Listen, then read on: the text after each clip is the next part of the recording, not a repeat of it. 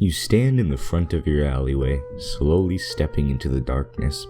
You have always hated this part of your walk home from work, but every day you gather up the courage and ignore your instinct to be afraid.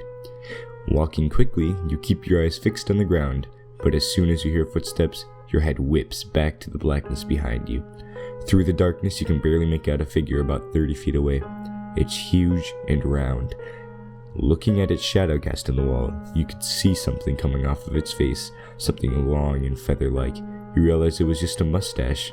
You continue down the alley, intent on the idea that it was just a fat man walking the same way as you. But the footsteps grow louder, and faintly in the distance, you can hear the soft sound of... what is that? Children singing? No, not just children. The sounds enveloping you resemble that of men and women and of many ages. Some are high-pitched, some are low, but they are all singing the same tune. This song brings a wave of nostalgia over you.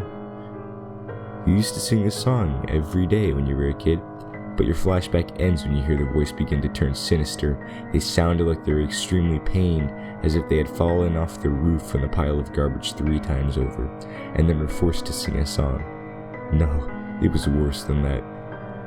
They were wailing and screaming as if they had been forced to listen to the Nyan Cat song for 5 hours straight, locked in a closet with Will Ferrell slowly licking their ear. Your pace starts to quicken up until you are at full speed running away from this thing, but it is much faster. Within 1 second, it's right in front of you. It is hideous. What you thought was its fat belly is actually an enormous muffin. His arms and legs stick out of it, and it reaches up to its neck. But one detail in particular strikes you as strange. On its side, there was a dent in the muffin, and it looked like someone went up and took a bite out of it.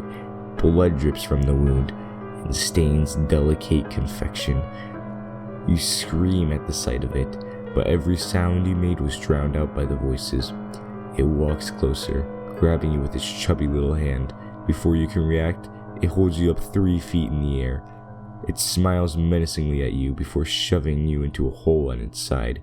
You fall down onto a pile of bodies that scream as you land on them. You try to get up and escape, but something holds you in place. That same something begins to make you sing.